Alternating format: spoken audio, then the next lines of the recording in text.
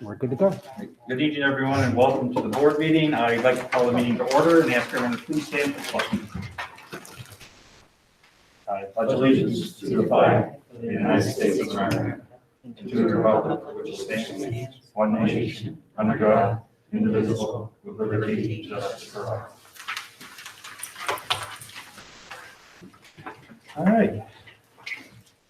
We got an action-packed night tonight. So agenda changes. I do not believe we have any. Leads us into presentations of technology. Is that you, Jim?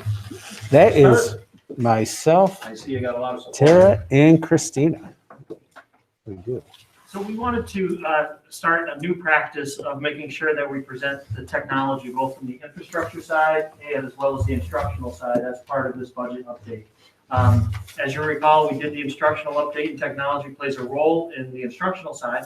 And we also did the facilities project, and technology plays a role in the facility side of the house. But it's come to the point where technology is just part of what we do.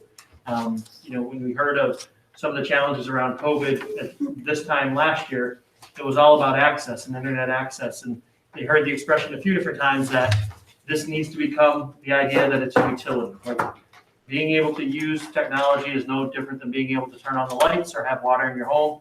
That's how we operate now, not only as schools, but as a society. So we reached out to Mr. Ellis and Tara and Christina to talk about our technology from the infrastructure side as well as the instructional side. Great. And I'll turn it over to you on that, Jim. Okay, thanks. And it'll be a three-part presentation. I'm going to be presenting first and tell you a little bit about our current networking technology and a need for an upgrade. So at Avon, we run two main servers. We call them ESX servers. What we do is we load a special software on there called VMware. And on these two servers, all of our Windows servers that service the district and everything that we do live on these two servers. It's great technology because if this box right up here were to completely fail right now, no problem, because all of the applications would immediately jump over to the other server and we'd be fine until we got the other server replaced.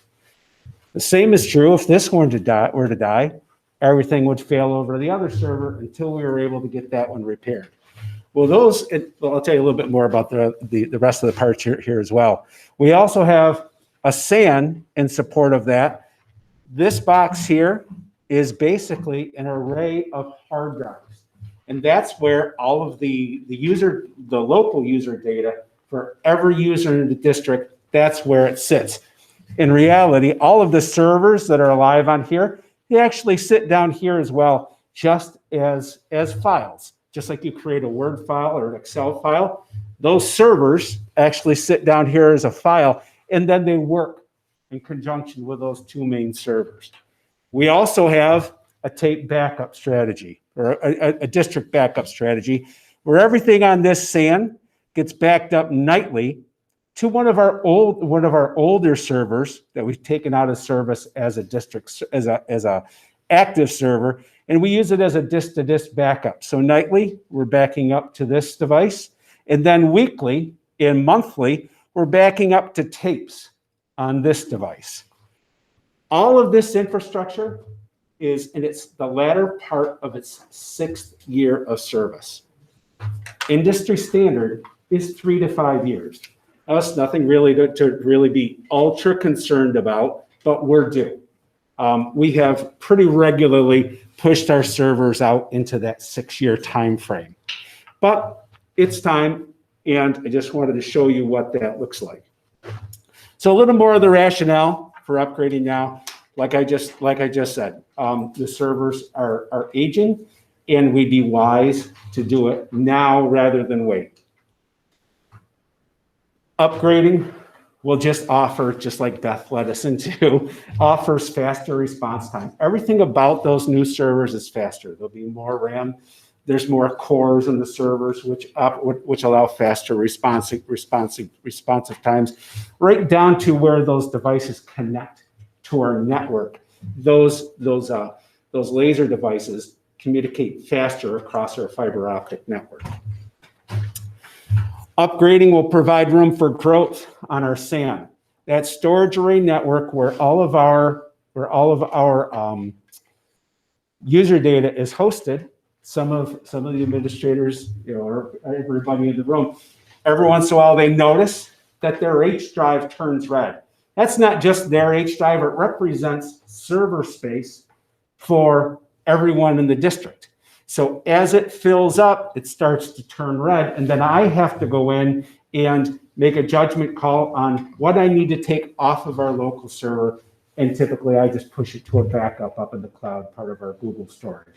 But it's crucial that we not let that filled up, otherwise we could end up with a serious problem where the servers end up failing, or all of our users start getting messages that they're out of space and they can't save their current work. This project is an intensive one. It takes a great deal of time and effort, and there's a rumor going around that this is your technology coordinator's last summer in the district. It's a summer kind of project, and I would really feel like I had done everyone a disservice if I let it go into another year and put it on someone, a new technology coordinator, or someone as the district restructures my position. It would really be wrong for me to leave that to somebody else. They should really get it done with the experience that I have working with it so far. Any questions on these so far? Jim, when we talked about the two servers, are we essentially saying a redundant server, or what they call them at the field redundant? Exactly. But both of them are working at the same time here, where some redundants aren't? Exactly. So in VMware, the way we have it configured, so we have 21 Windows servers operating on both of these at one time. So we have 21 Windows servers for our district. Half of them are in live operation on this box. The other half are in live operation on that box.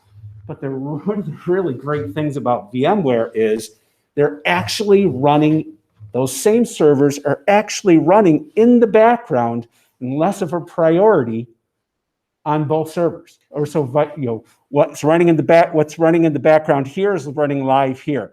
What's running live here is running in the background here, in addition to what's running live on each box. So that literally in a heartbeat, if one of those were to go down, it automatically picks up on the other one. Now, we wouldn't quite get that fast, super fast, responsive, snappy, response like users are used to if we're on one box totally. But with the service, with the contract that we get with these devices, if it is indeed the device, we would have it the next day. We have next day service. Typically, usually it's the same day. We had a SAN go down in years past.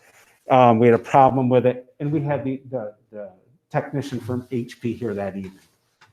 So it's good support. Thanks. Sure. Another compelling reason for this upgrade. With this upgrade, what I'm suggesting is that we take our current on-site disk-to-disk and disk-to-tape backup and actually move that off-site to Edutech over here in Newark.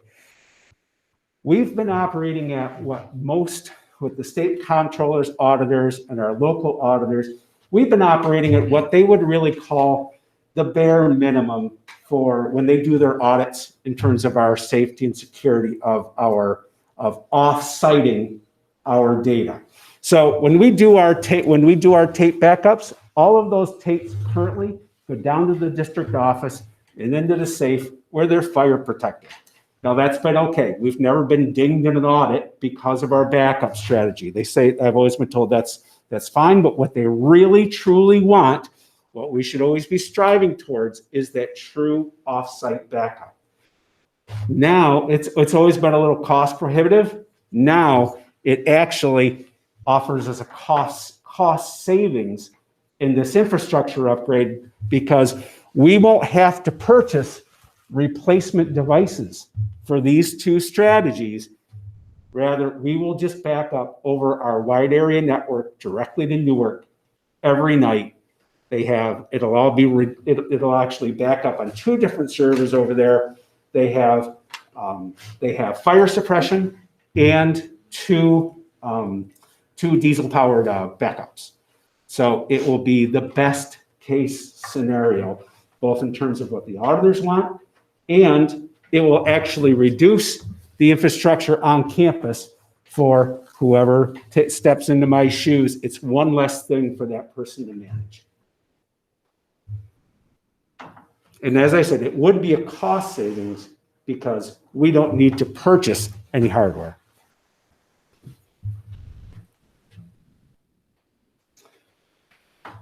It is expensive. The servers themselves, and this is, the last time we upgraded our server infrastructure, it was about the same dollar figure. So for the servers themselves, all the pieces, parts, additional RAM so that we can run VMware, hard drives, a little over $55,000. The SAN itself, a very expensive piece of hardware. All of the hard drives, the backbone, the array itself, about $31,000.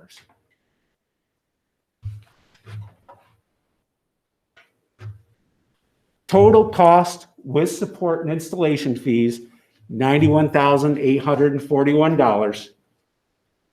But one of the really great things is our yearly fees, which I know many of you are attuned to, with those EduTech fee structures.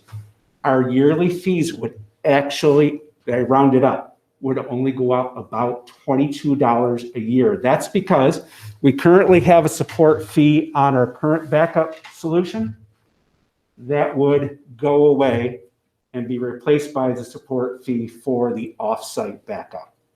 Everything else is really, the support fees wouldn't change because we still have, right now we have 2 VMware servers.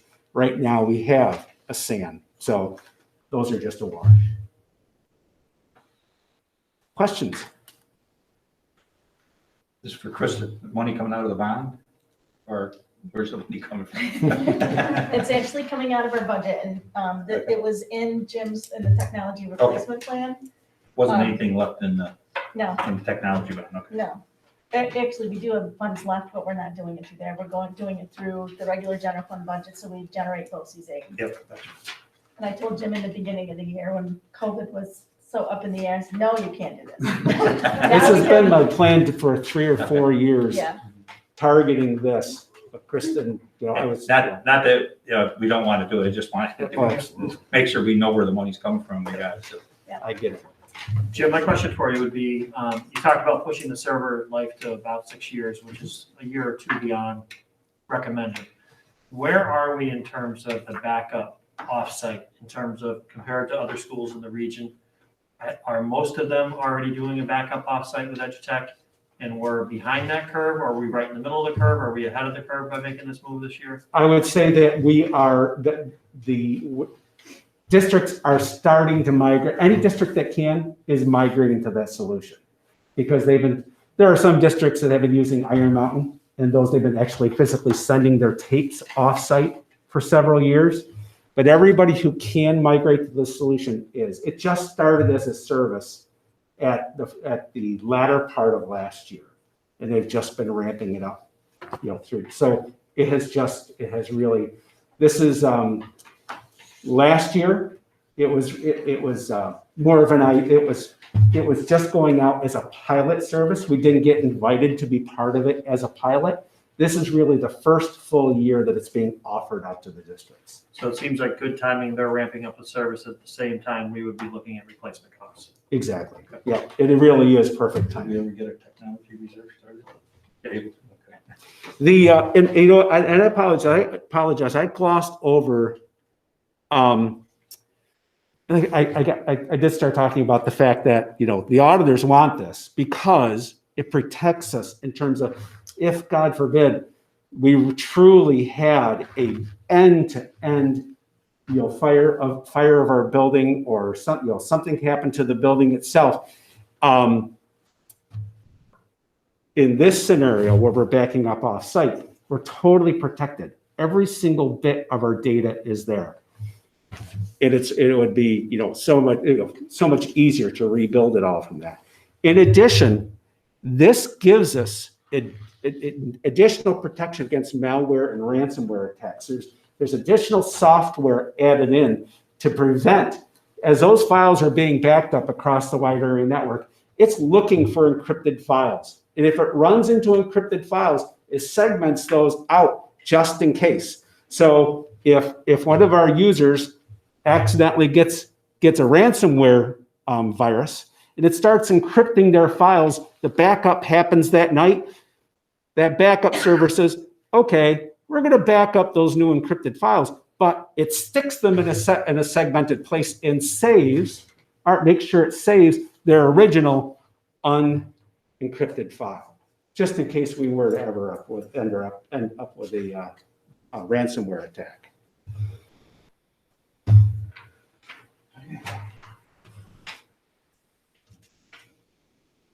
Any other questions? I promise you the next two presentations don't ask you for any money. That's how it is expensive. Wow. So I do have a question. So first of all, the 2 servers are enough? Oh, yes. Okay. Yes. And then, I know they're both overdue now, but could you do it so if we do get these new ones, that you rotate and replace one in like 3 years and then say, so it's not as big of a cost? It's, And then replace the other one in like 4 or 5 years? It's, that you work could, too? but it's not typically recommended because the architecture is different. You can do it, but with the way when they're identical, the failover is really, it works seamlessly. I'm not saying it can't be done, it's just they don't recommend doing it that way. If we were to look for segmenting, if we were looking to kind of load balance the costs, what I would recommend is a structure to do the servers 1 year and then do the SAN the next year. Because they're both big ticket items. If you were to start to separate them out, that would be the way to go. Do your next server upgrade at 5 years out, do your next SAN upgrade, 6 years out, or vice versa. But at this point, you feel like it's important for you to take care of both of these before transitioning.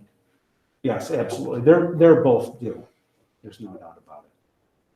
Gotcha. So then next time around, 5 or 6 years from now, we might look at doing just servers and then the SAN or vice versa. Right. See if the technology reserve goes too, because Sure. if it just comes out of there, then it wouldn't be as bad as it's coming out of the general fund, so. Tim, one of my questions is for professional development. Will we have we'll probably have at least 2 people working on that in the future. Do you think we need more than 2 that would be familiar with that? In case, I was a C, a couple of guys in the other office for A and B. Mm-hmm. Yeah. Oh, I understand what you're asking. Yeah. I think that our partnership with Edutech really helps us with that. I wouldn't say that you'd need additional people with the kind of knowledge that I've built into, because we do pay for a network engineer whose main responsibility is to make sure that this keeps going. We have one that's great right now. He's retiring at the end of this school year, but I've handpicked who our replacement will be, someone that we know well. He works well with us, and he's fantastic. So when you say that, that's a service that we buy into with Edutech. So we have an assigned engineer that we pay for through Edutech, who's not an Avon staff member, but is assigned to Avon. Right. And that person has, and to your point, Bob, that person has backups, has at least 6 or 7. I think there's maybe 6 total in network engineers shared throughout the 46 districts. It is very common that either 1 or 2 network engineers will accompany our primary network engineer for this installation. Very common. Because it, we do a rollover with programs and software. It always concerns me when you do that. Absolutely. Something can go wrong. Oh, absolutely. Yeah, so. Yeah, I think, it's always good to have someone, in-house who has decent knowledge of all of this. But I don't think that, adding a second person would really give you increased protection because like it's that you're already paying for support on that. And I've learned what I've learned over the years and through involvement and working with BOCES. They've all gone to school specifically for this occupation.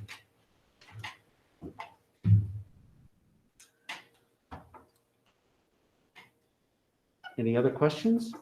All right, I'll turn it over to Tara. Your turn. You want me to do the slides for you? Yeah, that'd be awesome. Thank you. So I'm going to take us back in time a little bit to 2017 when members of our district-wide technology committee visited multiple districts in the area to check out and learn about their one-to-one implementation and learning experiences that they were able to provide to their students. And so after those visits, the team also began working on looking and examining the ISTE standards and then the SAMR framework for implementation when thinking about quality implementation and what can that look like in the classroom. And then of course from there, after all of our research and things like that, we decided it was the ultimate best decision for Avon to go with a one-to-one Chromebook implementation. So I kind of actually took you over several years of time. And so now, as a result of, or actually prior to going one-to-one, we were looking at our district-wide technology plan. And in thinking about that and thinking about this one-to-one implementation that we were going to go with, we set some learning goals and some goals for our committee and for the district. And so I pulled 2 of the goals to bring into this presentation of the 4. And the first one being engaging and empowering learning through technology. So really creating and having those engaging, empowering learning experiences where students are being prepared to interact and be creative and access and ready to interact in that global connected society. So really preparing them for the future.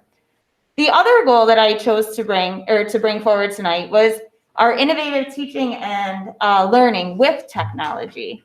And so really thinking about the practices that we have and how to really enhance those practices to afford our students to be creative, collaborative, problem solvers, and work on the communication as they go out into the world.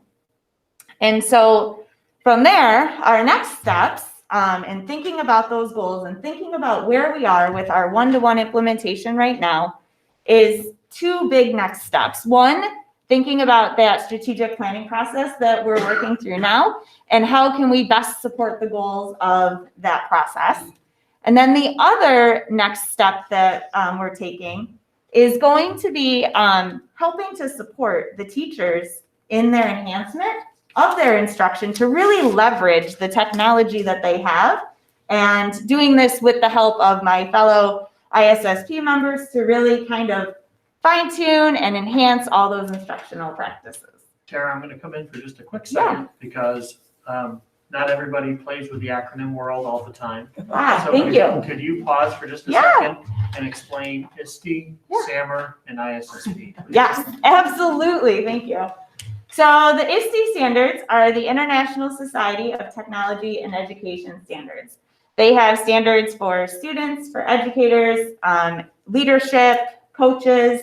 They have standards for everything focused around technology and supporting learners and creating and enhancing technology in instruction and around. And so through the ISTE standards, I ended up becoming an ISTE certified educator. So really taking a deep dive into those standards and learning what those are and how they can be implemented and what they look like in education. SAMR was the other acronym that I threw out. SAMR is a framework for when you're thinking about taking a lesson and how you're enhancing it. What level of technology are you using? So that S is for substitution. So basically that would be like taking, instead of the kids handwriting notes, they're typing notes, or handwriting a paper, they're typing it. Augmentation is now taking that, and so they have typed it. Now they're going to use spell check or grammar check or something like that. So taking it to a little bit next level. The M stands for modification, where you are now taking a task, and as a result of that technology, you can have your students now collaborating in the same document with each other, or providing each other feedback, or connecting, leveraging that technology. And then the R is that redefinition, where you are going beyond and thinking about things that you couldn't do before or you can't do without technology. So for example, when we're thinking about that first goal of connecting our students with out in the global world, when we do the redefinition, that's taking our devices and connecting students with experts, maybe from the zoo over in California or other experts in the world, and we can easily connect with them through a Google Meet and access their supports. So that is the SAMR model. So just kind of thinking, and not every lesson that a teacher teaches has to be at that R, that redefinition. It can be substitution, so it can be all over that framework, but just kind of guiding the thinking as you're planning the lesson. And then the ISSP team, that is the Instructional Support Services team. And on that team, providers, sorry. There's, and on that team is Christina Eklund, Jim Ellis, myself, and Luke Weaver, and Jackie Simpson. So, thank you. Yeah. All right, I'm gonna hand it off to Christina. Like to drive for you, Christina? How about we'll co-drive? Okay. Thank you, Jim. Go ahead, please. So we're going to continue down with memory lane, and thinking a year and 9 days ago, if we ever thought when school was closed, we would be talking reopening and the year that we have been living through. So when you look at Jim's call for the infrastructure and the fact that we immediately went to the one-to-one Chromebook initiative and made sure by September of this school year, every student in Avon had a Chromebook for their learning. It supports the goals, 2 of the 4 goals that Tara went over a few moments ago, and focusing on engaging learners. But before we get to that and the instructional use of technology in our pedagogy, that's like this huge leap. We're just going to do it. Well, we learned a lot from March to June. And just to kind of anchor us back in other information that you have seen and heard, we surveyed the district and the request of Dr. Pachetti. We started with the staff group, and we had 101 staff surveys returned. In students grades 4 through 12, we had 188 student surveys and 244 parent surveys. We combed through the data multiple times, and we is your instructional support service providers team under the direct leadership of Mrs. Simpson and Dr. Pachetti. And we read and multiple read every survey and combed out what was being said, what were the big themes.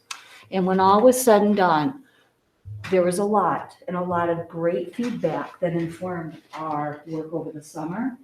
Our staff, you brought up professional learning and hardware, but we absolutely have a pedagogical shift. And it began with a purposeful plan that we were able to bring to fruition starting in August, and had 99% of our staff trained around 4 common platforms decided by this district and invested in by this district with a purposeful plan. And it anchors back to the data lifted out of those 533 shareholder surveys. And I just ask you to think about that, 533 pieces of individual feedback from all of our shareholder groups. And the common feedback was one point of access for all district communication. Have a common K-12 platform for all of us to communicate, teachers to parents, with our students, but have it a common platform. Have a K-6 consistent schedule, and have fewer applications that we know well and go deeply. So when you think about the models Tara explained, we do have a lot of building and knowledge with the ISTE standards for educators and students, or the SAMR model. But we've begun working through that process. But before you can work through that, we had to know what can we use to consistently communicate. So we know we're a Google district. Google Classroom is our K-12 platform, and we invested a lot of time and training in Google Classroom. How do we communicate with students and with parents, each other? Google Meet, and we invested training in Google Meet. 2 supporting products to help us with being able to provide what are called flipped lessons. And what that means is a teacher would record themselves teaching the content, have a video they can post in the Google Classroom, and then the students can watch it. So when the students come into the classroom, the teacher can really hone in on what each individual student or small groups of students need. And then students can watch it as a pre-teaching, as a reteaching. It's a resource housed living in the classroom. So that product is Screencastify. And the last product that we purchased and have focused development on with our staff is GoGuardian. GoGuardian is a software, as you know, for being able to monitor student use, and the incredible testimonies we have heard of staff being able to see exactly what students are doing, whether it's in their classroom or out remote, has been phenomenal instructional conversations. So thank you for the investment and the support for the walk that we have begun. So then Dr. Burketti, go ahead, Jim, to go forward. No, you were good. Sorry, I'm not reading that, thank you. We're good back and forth. So Dr. Burketti, just a very easy request. I'd like a one-pager that all the staff can access, just a one-pager. And it has all the information. It's okay, we're in a pandemic. So I hope you can see the smile behind the mask. So we were tasked, the ISSP team, were tasked with the 3 playbooks. So behind me currently is the staff instructional playbook. The next slide is the parent, guardian, care provider, and behind that is the student. Bottom line is, when we looked at what type of information, going back to those 4 lifts out of the data, consistent access and place for communication, where might we find that? We very carefully and purposely chose headings. That's the one pager that links to multiple pages of resources. Well, and then it was create a top 10 list for each of the playbooks. So before you'll see, as you have seen in the past, the top 10 list. So to come in here. Yeah, it behaves. Oh, you got it? Okay. Well, let's see. I didn't use the pen, it was my finger.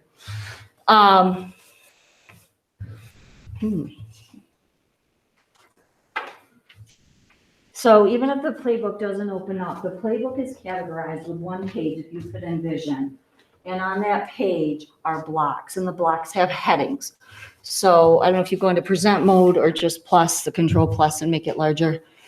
To point out, I'll just highlight on the parent and the student quickly. This is the staff. Communications and schedules, engaging students, all the topics, what might you need to know to be successful in a remote, hybrid, in-person instructional year? Not a lot to know, but where are some tools readily at your fingertips? So when we look at plan for instruction, okay, so these are hyperlinked. We'll have to go back through this. Sometimes the links do get thrown off. This linked out to safety and healthy habits. So what this does, it shows immediately, takes a staff member, if they're looking, where's the COVID daily screening form linked out on the website? Here are other helpful resources on safety and healthy habits. So the playbooks are designed and have been shared through the principals' newsletters. Thank you. They have been shared out in district emails on our website.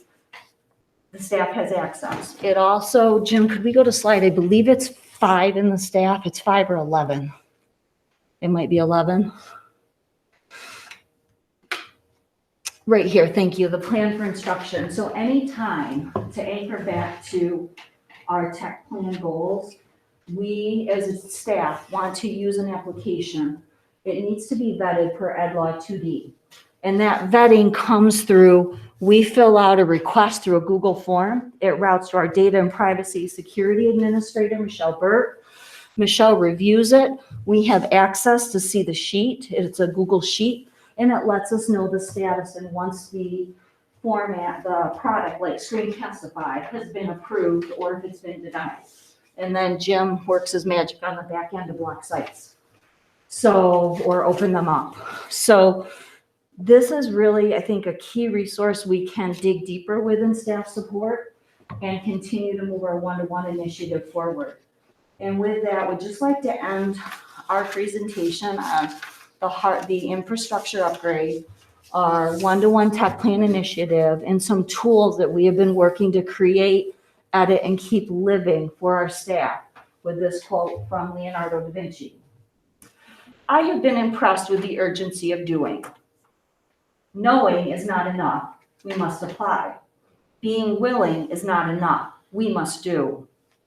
We continue to refine the doing here in Avon. We went into a pandemic not knowing and having to make fast decisions under a lot of guidelines. With the collective lift of the district of identifying and understanding where technology is, where we want to go, our plan is guiding us. And your support, we will continue to grow in the implementation and our pedagogical shifts with using technology truly to enhance and extend student learning. So thank you very much for your time tonight and input and any questions. Escape out. Christina, not a question, but to Christina or any member of the ISSP team, how did teachers and staff members get to know the playbooks? Like, how were they supported with these resources? So through the trainings, we shared them in August where we shared that we had the 99%. So we began sharing them and would invite Jim or Tara to also jump in, whether it was again through the principal newsletters, our one-to-one conversations with staff, department leaders. We've had them at department leader meetings, sharing and asking questions, and then following up. So I think there are things we always can do better, and continuing to have resources out because teachers manage a lot. There's a lot, and these were intended to be supportive and helping us in our shifts. So just if I could editorialize for just a quick second. So when I think about a teacher coming in to start the year this year, and they're thinking about all these products that they need to learn, they're thinking about how to use the device that's in front of them. They're thinking about what does all this mean in the face of a pandemic, and they're thinking about these ISTE standards that they're supposed to be implementing as best practice for students, but yet the ISTE standards are not a course. They're not built into. There's not time in the schedule supported for the ISTE class. It all needs to be understood and then woven together. And you think about what teachers faced when they came in with all of this. So the time that we provide so that they can understand the products, the tools, the SAMR framework, the ISTE standards, so that they can see how it fits into the next generation science, the next generation math, the next generation ELA, and by the way, at the last meeting, we talked about the social and emotional learning standards and the mental health literacy goals. So I'm pointing that out to continue to make the case for that professional learning time, that we've implemented those 2-hour late arrivals. There's more to be done now than can be done in 4 professional learning days or superintendent's conference days. So that extra time is really purposeful, and the team has been doing a fantastic job of trying to create opportunities that fit the amount of time that they have so that teachers are supported with all that's coming at them. I'm sorry, this is supposed to be your time for questions. Does anybody have any questions? Comments?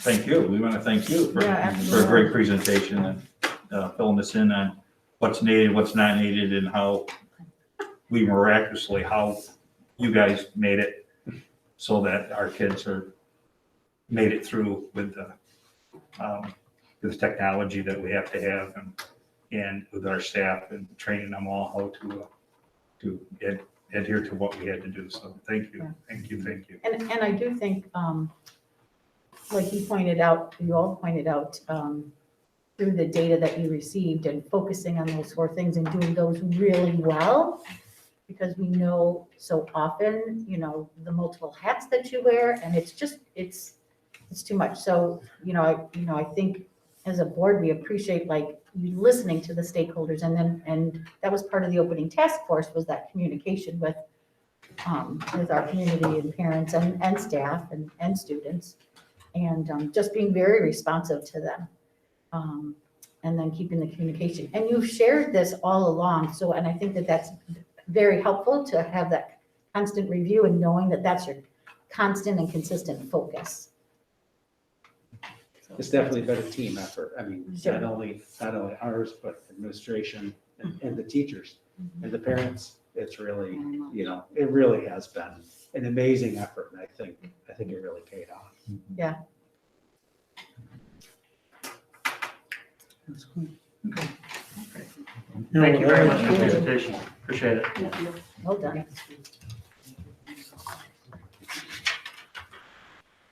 Okay, moving on to item 4 is our first guest recognition for the evening.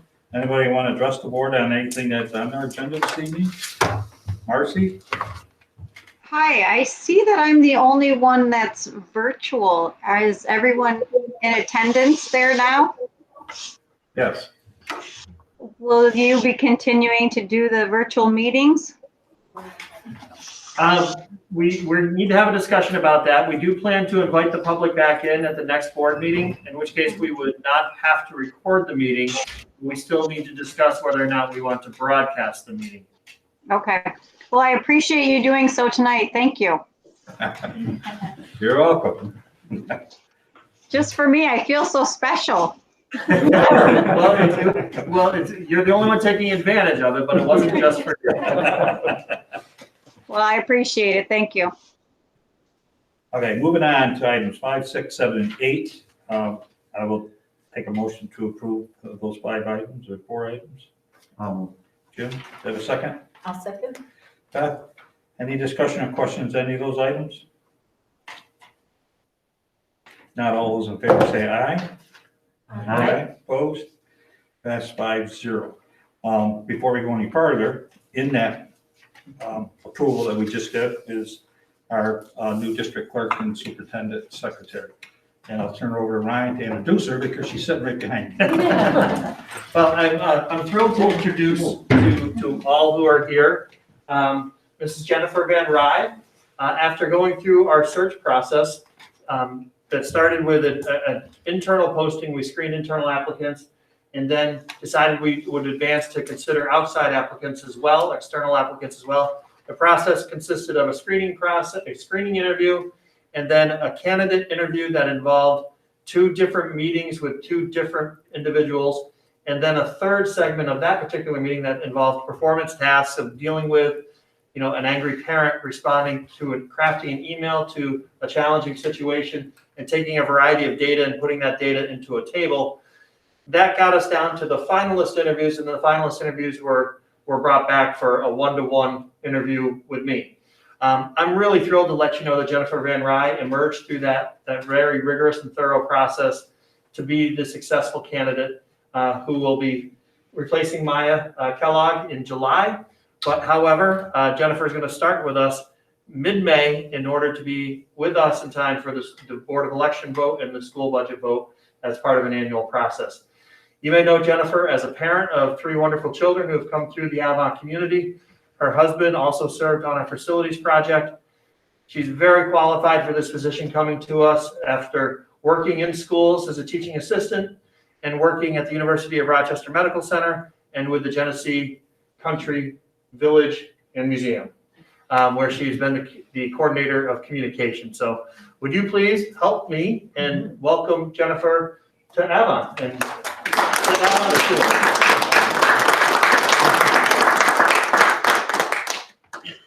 So very much look forward to you working with us and getting the opportunities to learn along the way. So welcome, Jennifer, and thank you for being here tonight. Thank you.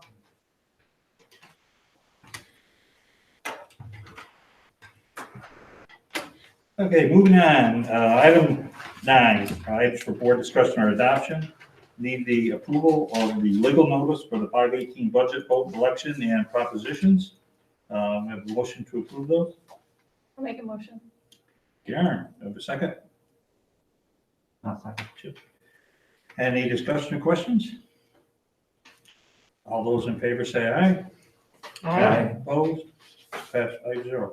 Item B is the approval of the appointment of the chairperson and the election inspectors for the 5/18/21 budget vote election.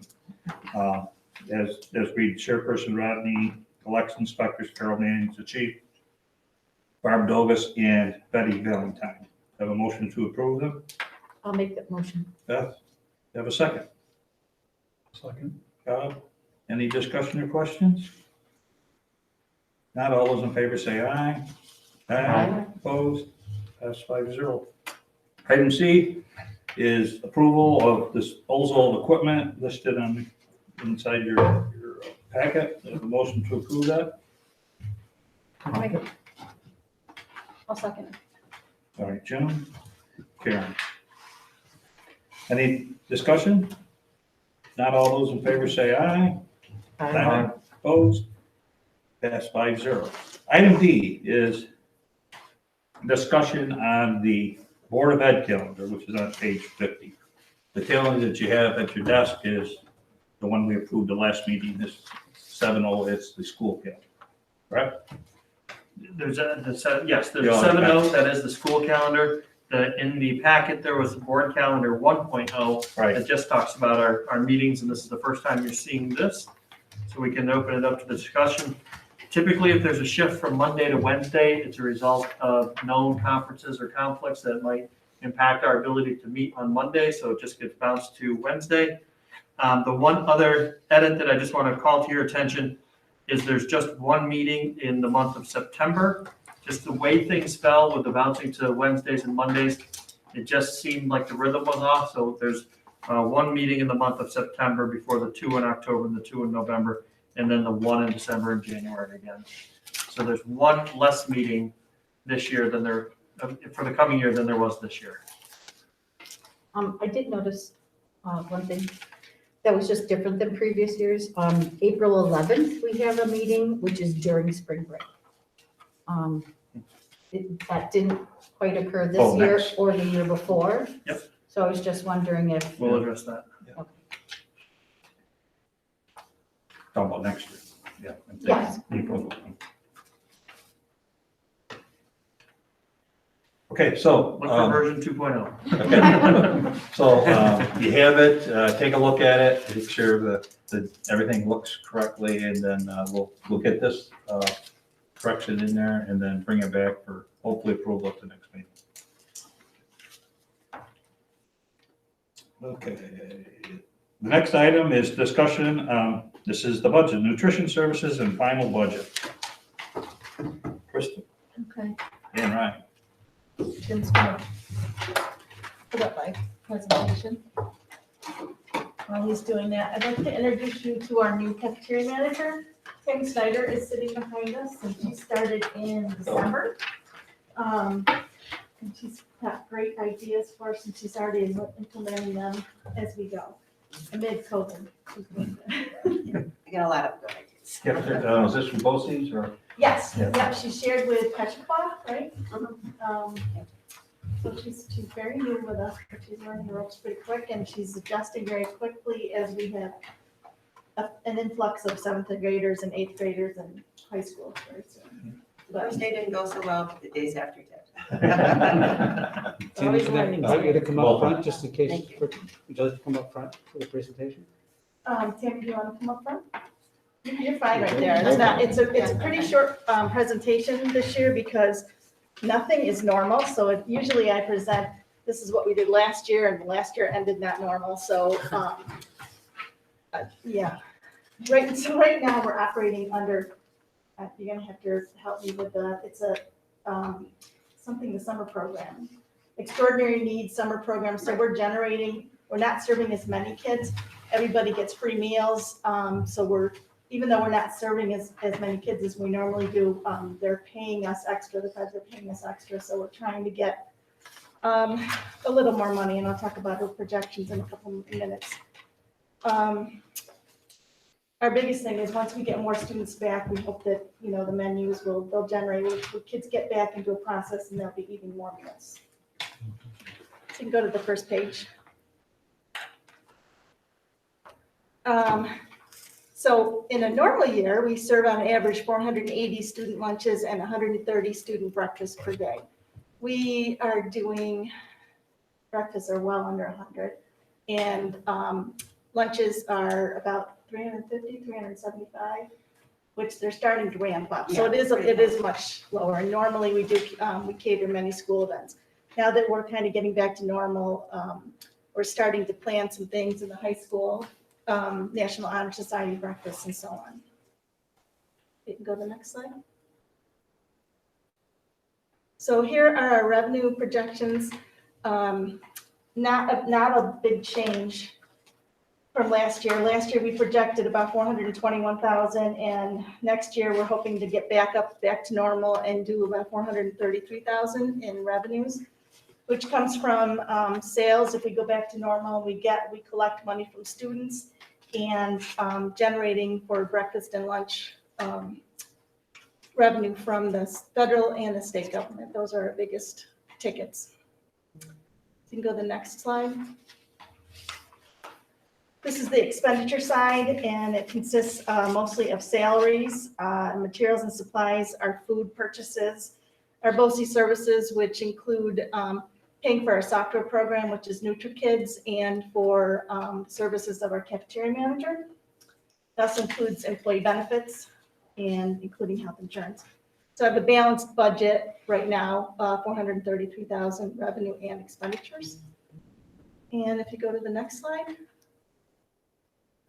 So this is where we started. We started the year with an accumulated fund balance in July.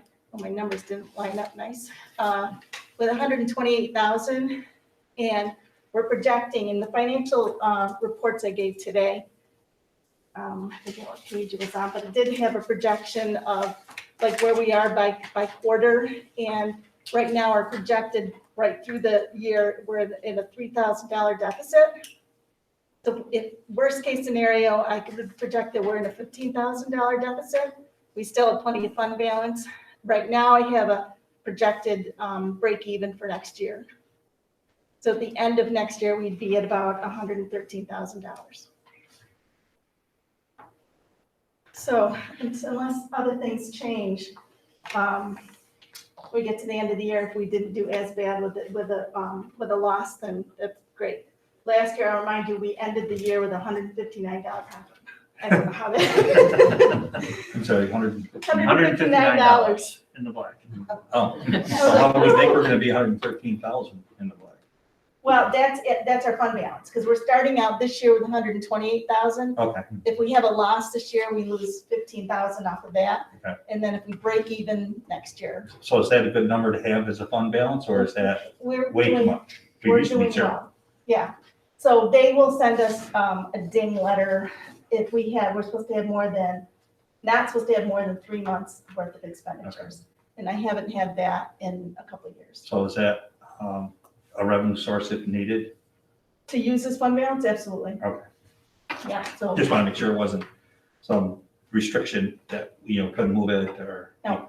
Okay. No, I would be pretty happy if we get through this year and just have a loss of 15,000. Where I think we're doing better than a lot of other schools that are not serving as much as Right. we are. We're just surprised we're not, with it being free meals. I'm just surprised. That's not more. Anybody have any other questions? And just will point out, it's tricky to make sense of those counts of this year versus normal years, just because there's fewer students in the building. Until recently, all of 7 through 12 was half the students at one time. So proportionally speaking, to make sense of the counts is kind of challenging. Because the counts, 1 for 1, will be down because there's simply fewer students in the building. Well, I mean, this is the assumption that we're gonna be back at 5 days next year. Yeah. Yeah. Yeah. So the assumption is it will be, if not, then obviously it'll be lower if Yes. it's a 4 day. Correct. So it's hard to build a budget when you don't know what Right. it's gonna look like. Anybody else have any questions on nutrition? No one goes home hungry, right? No one goes home hungry. That's right. right, we Okay. took that. Well, I mean, you just heard in the news not too long, I think it's Rochester City Schools and the type of food that they were showing that they got and how bad it was and, Ew, yeah, missed so. But I missed that. Yeah. Okay. Okay, moving on to what, final budget? And thank you for coming. You can leave whenever you want to. Oh, I'm fine. Very good. All right. Okay. Actually, Patty and I are going to do this one together. Be calling up her budget We're just hoping presentation. for next Thursday that the number comes out, well, That would be next nice. Thursday to come back bigger. That would be nice. We hope. Well, definitely will, especially with everything that's going on. It's not gonna- So in front of you, there's a couple pieces of paper. The first one we'll talk about has got all this yellow paperwork. This is like discussion about revenues. Okay, Joe? So Ryan and I were talking about this morning. Usually we're talking about expenditures. What can we include in our budget? What can we live without for a year? We've spent most of this budget season talking about revenues, and it's because there's so many different streams of revenues that we don't know where we're gonna end up with. And so in balancing the use of all 4 of these major revenue lines. So in this sheet, I want to talk about New York State aid, federal stimulus, tax levy, and use of reserves. I think our state aid is, actually, I start at the top of this sheet, let's talk about tax levy. When we asked the board to approve our tax cap levy, we were at 1.05%, and that was on February 24th. Then Ryan and I had a Zoom meeting with Bernie Donegan about what the best process is, planning process for from now, including this year forward, where can we place ourselves in the best position. And one of those ways was to have a capital exclusion this year, which would help us bump up our tax levy cap. And so we thought that was a great idea after we looked through and tried to figure out what our best options were. So if we built in principal and interest on our buses, half of the cost of buses. Normally, we've been paying cash for this, but if we build it into the budget, this year it gives us a capital exclusion and lets us get up to a 2.15% tax levy. So that's in here, and this is what we're recommending for the board. Now, and Brian explained in the email that he sent that would also enable us to continue on leaving that in the budget in future years or doing a capital outlay project that's more than $100,000 because we have to maintain that capital exclusion. Otherwise, it'll ding us in a future year. What else do I need to add on that? This is a new process, and this comes from our conversation with Bernie Donegan and also conversation with other area schools and how they are managing to not have a cliff at the end of the stimulus money when that comes to be. So by working within our allowable exclusions within the tax cap, we're able to create more of a downslope rather than a cliff for the future years, which will help us without tying our hands in terms of the actual purchase. By having it built into the budget, it becomes an allowable exclusion. But when it actually comes time to purchase the bus, we will still have some choices and some freedoms that we can purchase as we normally do. Yeah. But it doesn't tie up that money. I guess I lost you. Take the proposition out. No. Leave So the proposition. Yes, you is leave how the we're going to proposition. pay for it. Right, I mean, so I'm sure that Bernie Donegan or you have figured out before if we paid for the buses right away, all that money over the next 5 years is revenue coming in, so. Yes, yep, and we can still do That that. versus the increase in the amount that we can, in our tax cap Right, formulation. right. So It's more. we've raised the budget up to include $105,000, which is approximately half of the cost of the buses plus interest, including interest. Normally, we just build in interest for the first year of the buses because you don't have to make a principal payment if you don't want. Okay. So this just made sense for us this year to allow us to increase the tax cap levy and moving forward. That gives us just more opportunity. Once we explained that we have been able to pay cash for the buses, this just helped us leverage us this year and into the future. And the 2.115 is the maximum, we can go out and still stay under the cap, right? Yes, we are still, like, this is still keeping us within Okay. the cap, yep. And the real win is it allows us purchasing flexibility that also allows some ongoing revenue without tying our hands upfront. So does that stop us from the following year paying off previous? Previous buses? Yeah.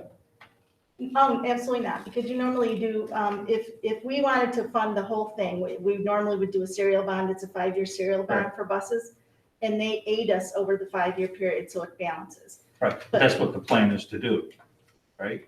It's allowing us the flexibility to Right. do it that way. Right, and then you may pay it off after 1 year. Yep. Or 5 years. Or we could pay cash for the buses. Or not upfront. finance it at all. Correct. Pay cash up Yeah, front. yeah. So I personally think it was a really great discussion that helped me think out of the box and puts us in the right, it just is a positive move for us moving forward, gives us some more options. Yep. So then the next area on this page is state aid. I wanted to show you what the 2021 actual, not what budgeted, but this is what the actual is, and then this is what the executive proposal is. In the middle column is 21-22. And then I added the column in yellow, which is the district projection, because I made some changes based on with Bernie Donegan and I'll explain in just a second. So foundation aid was stayed the same. Services aid was that block grant that they're talking about. And included in that was BOCES, and the numbers that are projected for us seemed artificially high. So I don't want to budget for something, state aid that's too high. So I lowered it down at $112,000, I think. And then building aid looks like it's up 400,000, but I did mention that at our debt service presentation that Bernie Donegan pointed out, and the state wouldn't have this information. If we get our final cost reports in time, we will generate another $400,000 worth of building aid. I'm getting those reports in on time. And so then everything else stays the same. So it looks, even though I made some adjustments in that, we're still projected to get almost $400,000 more in state aid. And then I made a little comment about star aid because they've included that in the numbers. However, if not, when we're budgeting for state aid, we don't include that because it's built into the tax levy. The taxpayers pay us a certain amount of this tax levy, the $10 million, and the state funds us back star aid, and you can see what's projected for next year. I called that executive voodoo because it's proof, it's not money that we're really getting, and it's just showing an inflated amount of aid because they're saying they want to prove that the state meets federal maintenance of effort because of all the federal funding that the states are getting now. Okay, federal aid. I showed that this year our pandemic aid was $115,000, and next year they're predicting to be $910,000. However, I wanted to point out that this is part of the CRRSA, and I spelled out that so you can see what it is. That was from the stimulus package that we got in December. However, we can spend that up through September of 2023. So I was talking with Dr. Piketty and thought we should not book the entire amount because this will also help the funding cliff. So we left $100,000 out of our budget to use or be used in a future year. And then our also unknown is we also, Biden just approved the American Rescue Plan, and our state is supposed to get $9 million. We don't know how much is coming to Avon, what our timing is and how we're going to spend that. We don't really know anything as of right now. The only thing that's been said is that 20% has to go to learning loss, and that's a pretty broad category. But when and how and the specifics of that money is really not known at this point. We need some more information on that. So I think it's really interesting that we spend a lot of time talking about the expenditures, and this year it's really been flipped because we have 3 different stimulus packages all here.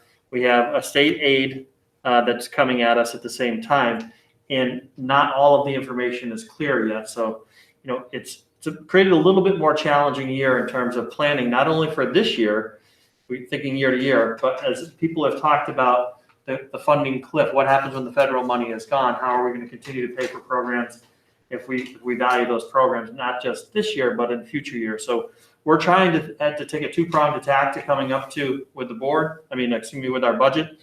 How do we plan for the short term? How do we take advantage of some creative thinking about not spending all of the money right now so that we have something to fall back on in the next couple of years? When doing budget planning, you want to avoid the real peaks and valleys. And so some of what we're trying to do is smooth some of those curves so that we're able to have a little bit more flexibility in the unknown. We know if there's any talk in the state of removing the federal stimulus from the tax cap calculation, because it is only a 1-year or a 2-year fix, and that's going to mess up all cap calculations. Yeah, I mean, for years down the road, yeah. if they don't do similar to what we're talking about doing. I haven't seen any I talk. want to bring that up to NIS, but I had a call tonight, but I was here, but I might ask them if we can lobby or if there's any discussion on that. I haven't heard that specifically. I've heard lots of ideas about how to advocate and how to best utilize these funds, not just in a 1-year sense, but over time. Right. Yeah, I can see where that's going to hurt. That'll hurt everyone. If the stimulus money is in there as revenue, it's going to lower what they can go out with, and it's going to, over many years, it's going to be there. So it doesn't affect 1 year. It affects, 3 or 4 down the road. Yeah. Conceivably every year, if it's built into the allowable levy, it's every year. Like I said, if the cap, they don't do something with the cap there to remove it. Okay, the last thing I would just want to touch on is the use of reserves, and I put this at your table, and it's got all kinds of colored columns on it. We've gone over this before in January 25th, but we haven't talked about it in a while, so I just wanted to refresh your memory. Last year, we closed the year with excess fund balance because we shut down and we really limited what we were spending. So we put money into easily accessible reserves, mostly workers' comp and unemployment, expecting, because the state kept saying we were going to lose up to 20% of state aid, that we may need to dip into those reserves. And the board approved $430,000 using this year if we needed to. And now it looks like they're not going to withhold anything from us, so we won't need those funds. And we'd already budgeted for $20,000 from the employees' retirement reserve, so we'll use that this year. And then if you look under the blue column, that's for next year. We had a planned use of reserves, and next year we were recommending that we use $410,000 and then start weaning ourselves off, if possible, in future years. This was just another prong of our revenue sources, and we thought because we have the funds, we should show good faith in using some of our reserves next year.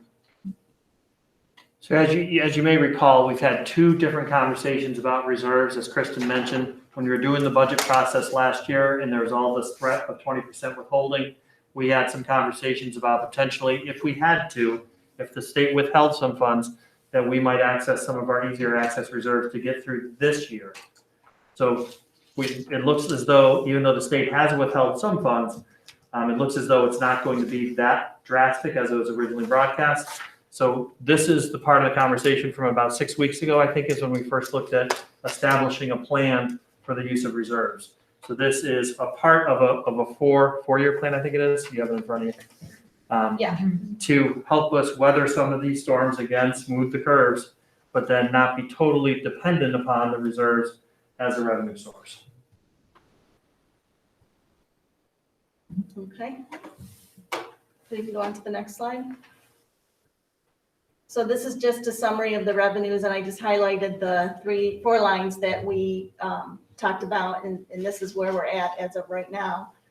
For $21 million, $277,308 budget.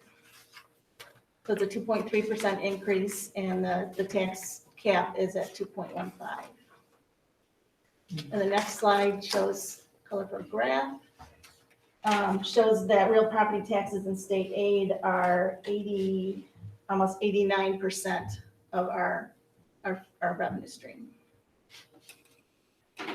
And that tends to be typical.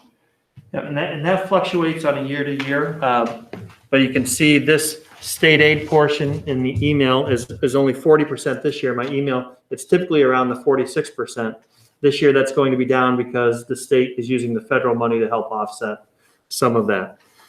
But in a normal year, a roughly even split between state aid and local levy.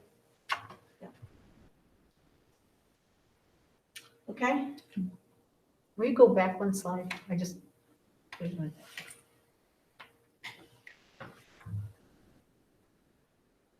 Okay, thank you. So I think if I could advocate for the community of Avon for just a second, the more the state withholds the aid, the more we depend on our local community through the tax levy to support our schools. So that's the real tragedy of the state not fully funding foundation aid for Avon, because we are typically about 1.6 to 1.7 million underfunded in terms of state aid. There's some conversation about that in terms of the state budget process. We'll see where it lands. That would be a good thing for us. okay, next slide. So last year when we, if you don't mind, last year when we started off, we tried to come together and have some common understanding around when we make budget decisions. We started having some conversations about this as a leadership team, and we also brought it back here, and it was a part of when we talked about phase 1, phase 2, phase 3 in terms of cuts. Just a general overview to have us all be in the same line of thinking. We want to annually respond to the needs, what's coming at us. Our budget process needs to try to spend the resources where we want the goals. So you try to support the goals through the resources that we have. Whenever we can, if we have to cut, we want to keep that as far away from students and their experiences as possible. And we have to think about the future budgets, think about the impact of what we're doing on future budgets. So we may be able to afford it this year, but as we know, with all these moving circumstances, in the next 2 or 3 years, if we really value a program, we have to be thinking now about how we're going to pay for it then. As hard as it is, we have to move forward. We can't just think about only preserve. We have to continue to invest in the things that we want to accomplish. And we want to, as Avon has done, we want to value the support of the community and the input that comes to us, whether it's from the community internally, people having ideas and bringing them forward, or valuing the community support of what they value in terms of, especially now with our strategic planning information, making sure that we're trying to move forward on that 1,000 pieces of data that have expressed to us what they'd like to accomplish through the schools in the Avon community. Go ahead, Jim. So we wanted to explain or summarize some of the things that are built into the budget and some things that are affecting our budget. The first thing is declining enrollments. Our incoming kindergarten classes projected are in the second year of being a lot lower than normal. So we're dealing with that and planning around that. Second thing is we have strategic planning, in which we're focusing on the mental health services. We're continuing the one-to-one initiative, including professional development software. And that would also include future study of our facilities. We've had a successful retirement incentive that will provide savings for 2 years. Again, that helps us go into the future and weather the unknown state aid and federal aid that we're going to be getting. The budget includes a technology purchase, money set aside to continue to do the replacement plan that Jim keeps updating every year. It includes another capital outlay project. Includes debt service for the buses, like we just talked about. And one thing I forgot to add to the slide is we talked about today, we don't know what additional COVID expenses we will have for next year, if any. We've already spent this year over $123,000 on COVID expenses, COVID related. And it'd be nice if it ended, but we can't. We had to make sure we had some funding in the budget to cover that. Anything I missed? Nope, I was just gonna mention the COVID. Okay. Next slide. This is a summary of our expenditures. This is the summary by salaries, benefits, OC services, debt service, other, which is contractual and supplies, and then the transfers to federal fund and capital fund. So again, this is a balanced budget, and this is a result of including like our retirements, and we added in the cost for the a half of the bus proposition. And I think that's it. That's new. Okay, the next page is a color graphic again, and you can see that this is a people-generated process. We have to have people to be able to function. So, and the salaries and benefits are our biggest portion of our budget. So another way you can look at this graph, if the whole circle represents $1, you can think about how much of every $1 we have is spent on salaries, is spent on benefits, is spent on debt service and BOCES, et cetera. So typically, about 68 cents of every dollar is spent on salary and benefits. And just anecdotally, when Kristen and I were discussing this today, way back when I was getting my administrative certification course, the professor taught a course called the superintendency or something like that. And we were studying a variety of different things, one of which was the school budget. And he was talking about how he assesses the financial health of a district. And one of the things he said is your salary and benefits, it's got to be 70% or lower of your overall budget. In fact, he said if it's 67%, then that district is right on. So you can see ours is 68%. So, in terms of being a financially healthy district, it's going to be a challenging next couple of years, but we are positioned well if we continue to make good decisions to try to weather some of this. Okay, next slide. So we just wanted to point out some of the what's still unknown. We still don't know. We don't have a New York State budget yet. Hopefully soon. We don't have a firm understanding of the federal stimulus funds, timing and the actual amount that we're going to get and when we can use it and how long we can hold off on that. Our final number of kindergarten students won't come in for another month or so. And our unassigned fund balance, both houses, the Senate and the Assembly have it in their package. One is at 6% and one is at 8%. Currently, we're only allowed to do 4%. Right. So this could be huge, and it would affect how we decide to do our at the end of the year, whether we allocate funds to fund balance or pay cash for buses or whatever. I did include another page on your desk. It's got red on the bottom. This has an alternate scenario to page 24 of your board packet. Okay, yeah. So that just showed that shows that if we're allowed to have a 6% temporary assigned fund balance, that would really reduce our money at the end of the year to allocate to other things. We would be able to hold that on for, when he said temporarily, it could be a year, might be 2 years. We'll see what Governor Cuomo finalizes. And then I mentioned the additional COVID expenses here.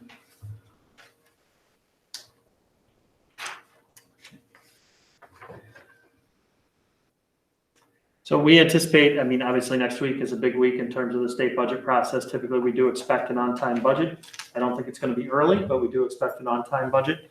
And that'll help us to understand a little bit more where the legislature goes with the funding for schools.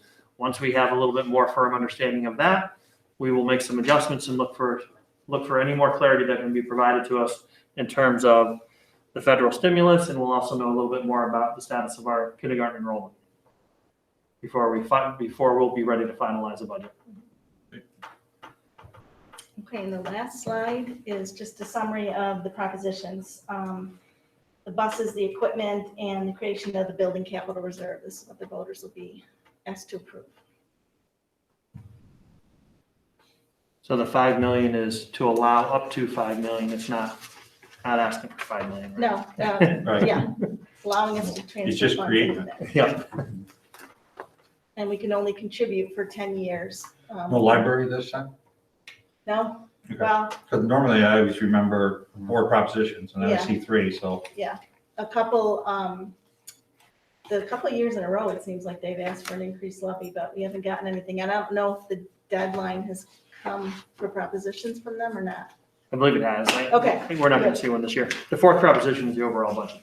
Yes, Right, but I mean, usually there's, the library was always tacked on. I know last year was there, I think maybe it's the 2 years previous in a year, row. yeah. Yeah, Just, you know, as long as we didn't miss it, they didn't come to us and we forgot to put it on there Nope. when we advertised it. haven't heard a thing. Anybody got any questions for?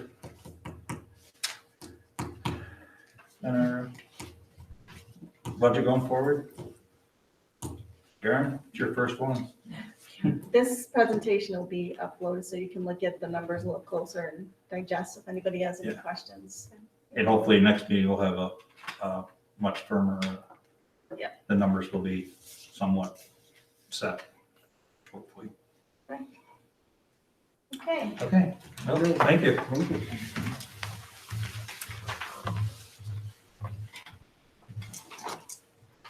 Okay, item F is discussion and approval. This is a requirement from the state, I believe, continuation of operations. Let Ryan explain it and we'll take a vote. Correct. So this was required, as initially put out in September, and districts needed to have a draft shared with their bargaining units by February 4th, I believe it was. And then we need to have a final copy in place for April 1st. The thought is that if schools have to shut down again, do we have a plan for continuing the operation so we don't lose that time that we lost last year at this time getting started? And, you know, at the time that this was required, it was at the time we were heading into opening, we were heading into quite a bit of an unknown in terms of would schools be allowed to stay open with all the contacts, with all the recommendations for proceeding at that point. So it was a requirement at the time or an expectation that fit the circumstance at the time. I think most schools have proven that they're going to be able to stay open at this point. It doesn't mean that we won't have to face something in the future potentially, but it's a much lesser priority now than it was then. The format that you see, there were really 2 different formats, templates that were passed around for this. And we ended up borrowing a template that was sent to us in a couple of different ways and plugging in the Avon information, which is what almost every school did, because most of this information is already contained in our COVID opening plan that we're required to do. The difference is there's a few different categories that needed to be articulated, and it needed to be an official agreement with our bargaining unit. So the version that we have now has all 3 bargaining units have signed off on, and we would just need to adopt it tonight. Then I believe I'll need to post it, and then it'll become an appendix for our district-wide safety plan going forward. Yeah, because of its time sensitive, that's the reason why we have it as discussion and approval. So hopefully y'all had an opportunity to look at it. I'll go with it. Does anybody have any questions on it before I take a vote? I'll entertain a motion to approve. Jim, second? I'll second. Beth, any further discussion? Not all those in favor say aye. Aye. Opposed? Pass 5-0. All right, moving on to COVID. Update on COVID. Just quick updates, the testing and the cases continue to go down a little. The cases are holding a little more steady now, they're not disappearing. And there's concern about that as it relates to travel. Well, there's the travel restrictions have been lifted. There's still a fair amount of concern for people interacting when they travel. So I think that we have to help people to fight the urge to think that it's over just because some travel restrictions have been lifted. It's still out there and there's still a risk. And we're hoping that there's not a bump after spring break, because it does appear even in Avon and locally that people are planning to travel at this vacation when maybe they didn't for the Christmas or the February break. So fingers crossed on that. And then you may have heard the CDC and the 3-foot distance. What I want to point out, there's still some fine print within that 3-foot distance. It's not a slam dunk on secondary level within the fine print. And it also is very dependent upon New York State Health Department adopting the regulations, not just the CDC. So I know that Livingston County is staying very much in step with what's going, with the solid recommendations from the health department, from the state, and they won't act out of concert with the state of New York. So that would be the chain of events that would get it to us to be able to consider officially moving to the 3-foot distance without barriers. But right now, that's not allowed, and it will, not even a possibility unless New York State makes a change. Hey, any questions on COVID? Now we'll move into the strategic plan. Strategic planning update, very brief. We are meeting Wednesday. A variety of school-based teams and 31 stakeholders are getting together in the middle school gym to use the Wi-Fi and really spread out in the gym to do our learning session in there. We're getting together for about 3.5 hours. Once that work is done, we've decided on what we value and what we want to move forward. And this is the start of the conversation about what we're going to do to try to bring those things off the pages. I plan to do a press release before the end of the week, just announcing where we're at, both to the staff, faculty and staff, as well as the community in terms of our strategic planning efforts. Questions? Good. Okay. Moving on to reports. President's report, just reminder everyone, the observation sheet, turn it in, hand it in to Ryan at the end of the night. I believe that's all I have for now. Legislative? Nothing, we haven't met since our last meeting. Okay.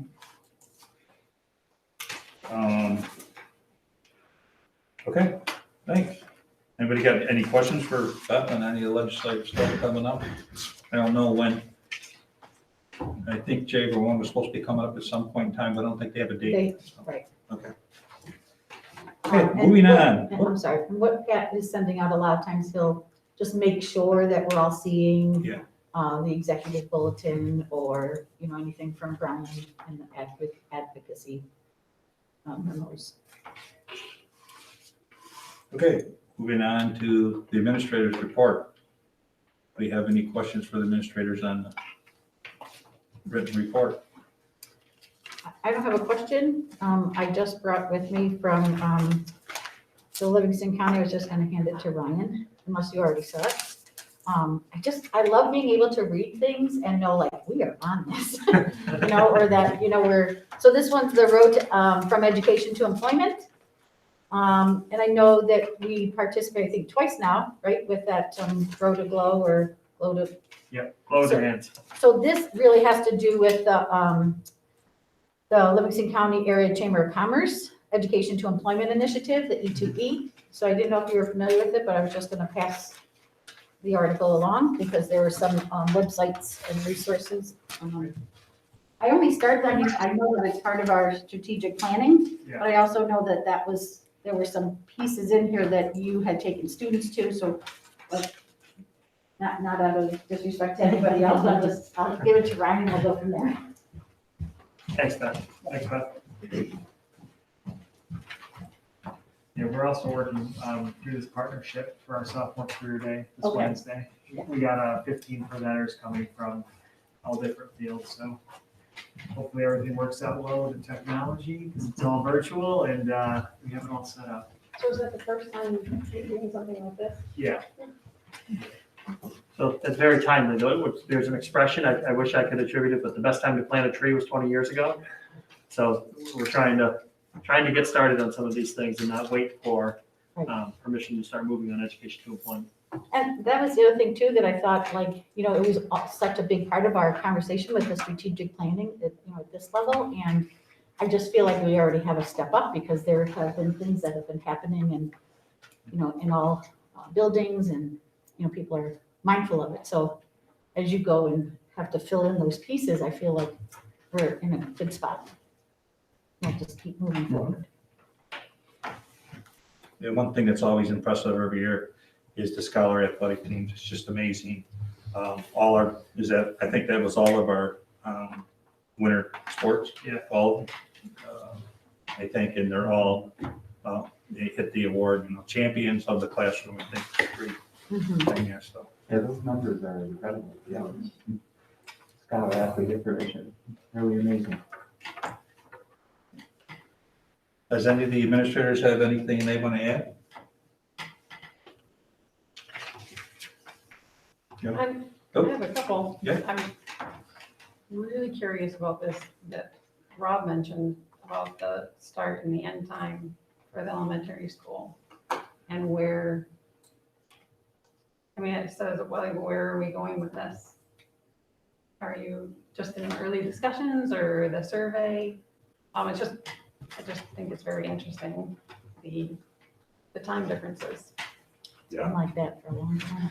One of the things as a staff that we continue to talk about is that it's a struggle to, as we talk about, and Ryan went down that list of all the things that people need training on and how important those late arrival days are.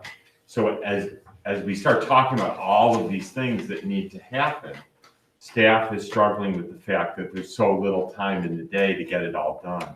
And so I started to look at time and how much time we actually have in comparison to some of our neighbors. And I think, as we start, we've talked about this as a staff, it really has been eye-opening that we just don't have as much time as the other area schools. And when this plays out, when you think about a school district that might have 30 more minutes a day, and then you multiply that by 5 days in a week, and then you look at that over a month or over a year, or over, say, a student's K-4 time in the elementary building, it starts adding up to months and months of time that we're, I don't want to say missing out on.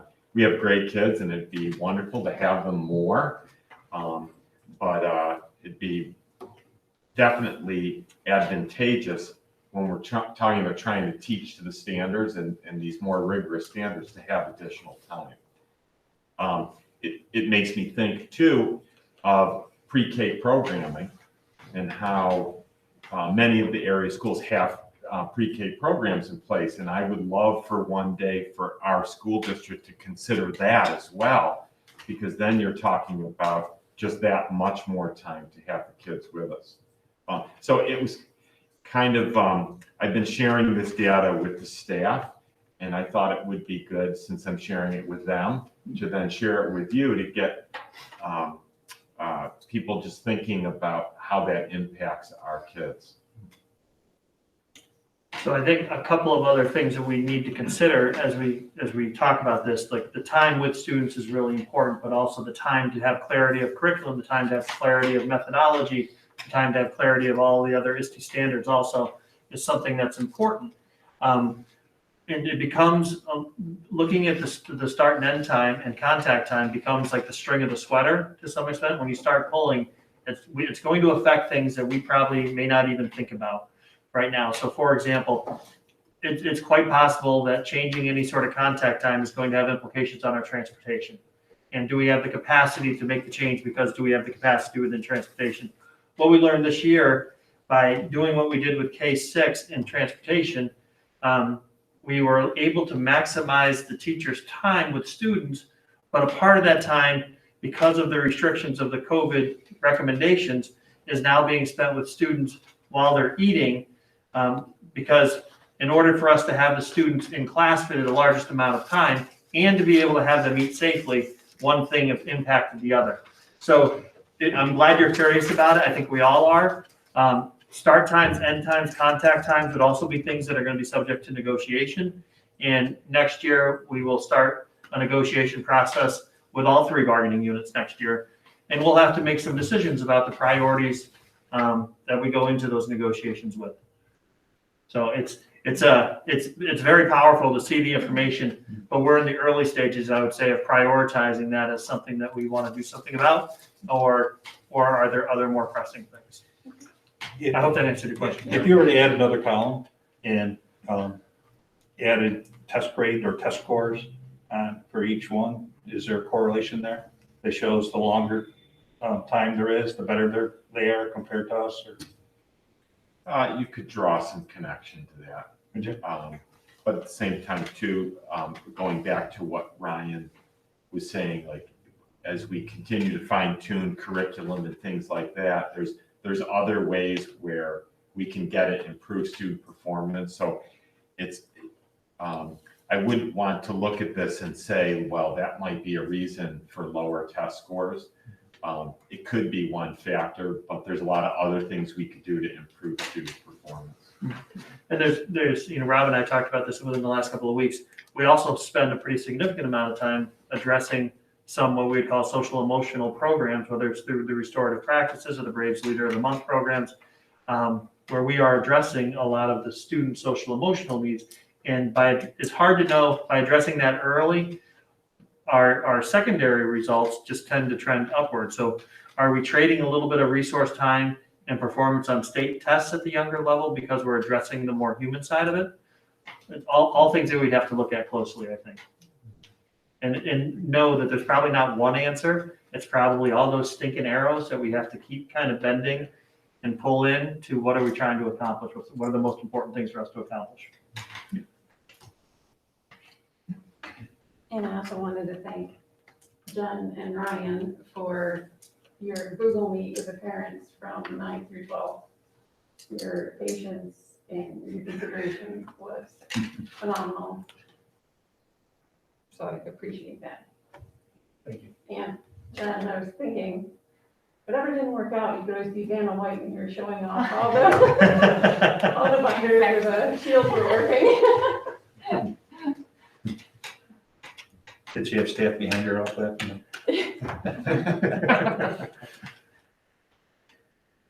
Okay, other questions for the administrators? Or any comments from the administrators?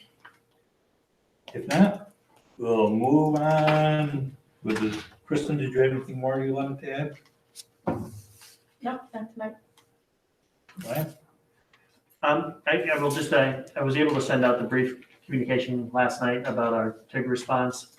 Yesterday, the TIG team met yesterday afternoon. We met again this afternoon, working as a district-wide committee to check in on, we've identified some, in particular, students who may have been at risk, then we zeroed that down to some students who the check-ins today suggested that we should be doing more checking in over the rest of the week.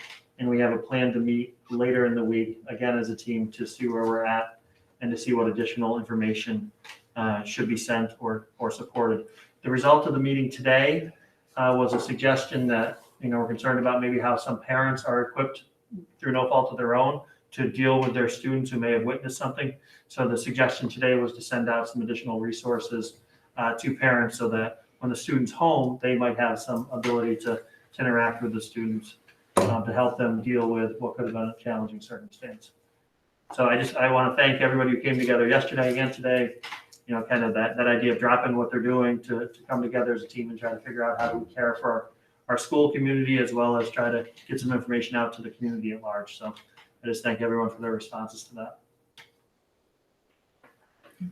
Questions for Ryan?